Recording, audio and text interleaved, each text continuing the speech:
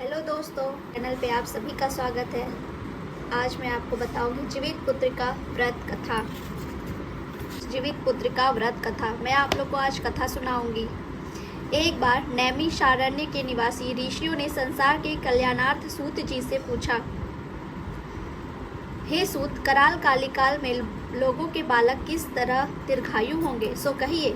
सूत जी बोले, जब द्वापर का अंत और कलयुग का आरंभ था, उसी समय बहुत सी शोकाकुल स्त्रियों ने आपस में सलाह की कि क्या इस कली में माता के जीवित रहते पुत्र मर जाएंगे। जब वे आपस में कुछ निर्णय नहीं कर सकी, तब गौतम जी के पास पहुंचने के लिए गई। जब उनके पास पहुंची तो उस समय गौतम जी आनंद के साथ बैठे थे। उनके सामने जाकर उन्होंने मस्तक झुकाकर प्रणाम किया। तदंतर स्त्रियों ने पूछा, हे प्रभु, इस कलयुग में लोगों के पुत्र किस तरह जीवित रहेंगे? इसके लिए कोई व्रत या तप हो तो कृपा करके बताइए। इस तरह उनकी बात सुनकर गौतम जी बोले, आपसे मैं वही बात कहूँगा जो मैंने पहले से सुन रखी है। गौतम जी ने कहा, जब महाभारत युद्ध का अंत हो गया और द्रोण पुत्र अश्वत्थामा के द्वारा अपने बेटों को मरा देकर सब पांडव बड़े दुखी हुए, तो पुत्र के शोक से व्याकुल होकर द्रौपदी अपनी सखियों के साथ ब्राह्मण श्रेष्ठ धौम्य के पास गई और उसने धौम्य से कहा, हे विप्रेंद्र, कौन सा उपाय करने से बच्चे दीर्घायु हो सकते हैं? कृपा करके ठीक ठीक कहिए। धौम्य बोले, सत्य युग में सत्य वचन बोलने वाला, सत्य आचरण करने वाला समदर्शी जिमुतवाहन नामक एक राजा था। एक बार वह अपनी स्त्री के साथ अपनी ससुराल गया और वहीं रहने लगा।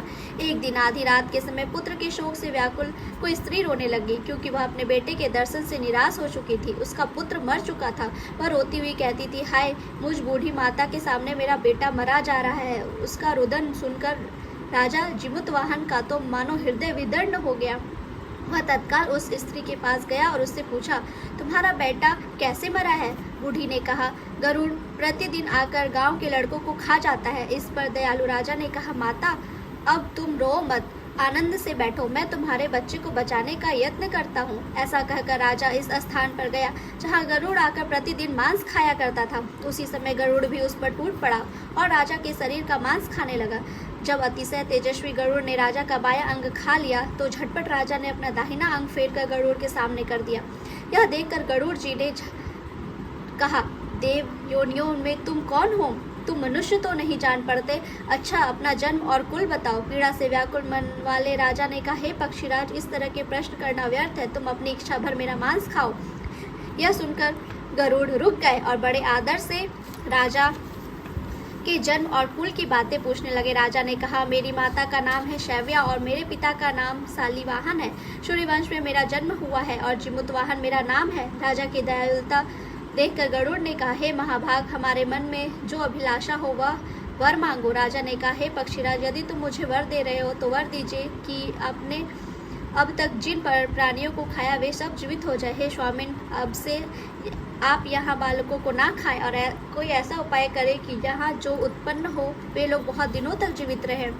धौम्य ने कहा कि पक्षीराज गरुड़ राजा को वरदान देकर स्वयं अमृत के लिए नागलोक चले। वहां से अमृत लाकर उन्होंने उन मरे मनुष्यों की हड्डियों पर बरसाए। ऐसा करने से सब लोग जीवित हो गए जिनको कि पहले गरुड़ ने खाया था। राजा के त्याग और गरुड़ की कृपा से वहां वाले को बहुत कष्ट दूर हो गया। उस समय राजा के शरीर की शोभा दूनी हो गई थी। राजा की दयालुता देखकर गरुड़ ने फिर कहा, मैं संसार के कल्याणार्थ एक और वरदान दूंगा। आज अश्विन कृष्ण सप्तमी से रहित शुभ अष्टमी तिथि है। आज ही तुमने यहाँ की प्रजा को जीवन दान दिया है। हे वत्स, अब से यह दिन ब्रह्म भाव हो गया है, जो मूर्ति भेद से विविध नामों से विख्यात है। वह त्रिलोक से पूजित दुर्गा अमृत प्राप्त करने के अर्थ में जीवित पुत्रिका कहलाई है। इस स्थिति को जो स्त्रियां इस जीवित पुत्रिका की और कुश की आकृति बनाकर तुम्हारी पूजा करेंगी तो दिनों दिन उनका सौभाग्य बढ़ेगा और वंश की भी बढ़ती होती रहेगी। हे महाभाग, इस विषय में विचार करने की भी आवश्यकता नहीं है। हे राजन, सप्तमी से रहित और उदया तिथि की अष्टमी को व्रत करे, यानी सप्तमी विद अष्टमी जिस दिन हो उस दिन व्रत ना कर शुद्ध अष्टमी को व्रत करे और नवमी में पारण करे। यदि इस पर ध्यान ना दिया गया तो फल नष्ट हो ही जाएगा और सौभाग्य तो अवश्य नष्ट हो जाएगा। जिमुतवाहन को इस तरह का वरदान देकर गरुड़ वैकुंठ धाम को चले गए और राजा भी अपनी पत्नी के साथ अपने नगर को वापस चले गए। धौम्य द्रौपदी से कहते हैं, हे देवी, मैंने यह अतिशय दुर्लभ व्रत तुमको बताया है। इस व्रत को करने से बच्चे दीर्घायु होते हैं। हे देवी, तुम भी पूर्वोक्त विधि से यह व्रत और दुर्गा जी का पूजन करो तो तुम्हें अभिलाषित फल प्राप्त होगा। मुनिराज धौम्य की बात सुनकर द्रौपदी के हृदय में एक प्रकार का कौतूहल उत्पन्न हुआ और पूर्ववासिनी स्त्रियों को बुलाकर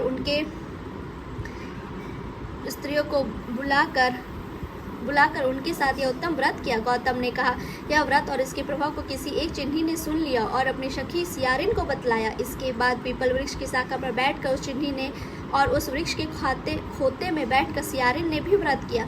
फिर वही चिन्ही किसी उत्तम ब्राह्मण के मुंह से यह कथा सुनाई और पीपल के खोते में बैठ गई, अपनी सखी को सुनाया।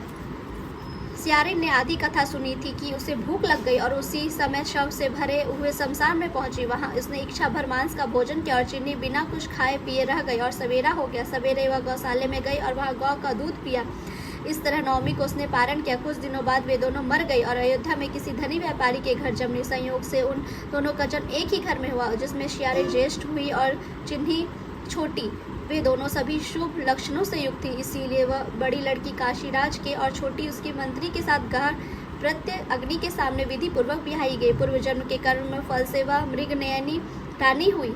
जब किसी भी संतान को उत्पन्न करती वह मर जाती थी और पूर्व जन्म की बातों का स्मरण करने वाली मंत्री की पत्नी ने अष्ट वसुओं के सदृश तेजस्वी 8 बेटे उत्पन्न किए और सभी जीवित रह गए। अपनी बहन के पुत्रों को जीवित देखकर ईर्ष्यावश राजपत्नी ने अपने स्वामी से कहा कि यदि तुम मुझे जीवित रखना चाहते हो तो इस मंत्री के सभी पुत्रों को उसी जगह भेज दो जहां मेरे बेटे गए हैं, अर्थात इन्हें मार डालो। यह सुनकर राजा ने उस मंत्री के पुत्रों को मारने के लिए इस कई प्रकार के उद्योग किए, पर मंत्री पत्नी ने जीवित पुत्रिका के पुण्य बल से बचा लिया। एक दिन राजा ने अपने आदमियों से उन पुत्रों का सिर कटवाकर पिटारी में रखवाया और वह पिटारी उनकी माता मंत्री पत्नी के पास भेज दिया, किंतु वे 8 सिर बेशकीमती में जवाहरात हो गए और भले चंगे वे 8 लड़के अपनी माता के पास वापस चले गए। उनको जीवित देखकर राजपत्नी को बड़ा विस्मय हुआ। अंत में वह मंत्री की पत्नी के पास आई और उसने पूछा, बहन, तुमने कौन सा ऐसा पुण्य किया है जिससे बार बार मारे जाने पर भी तुम्हारे बेटे नहीं मरते?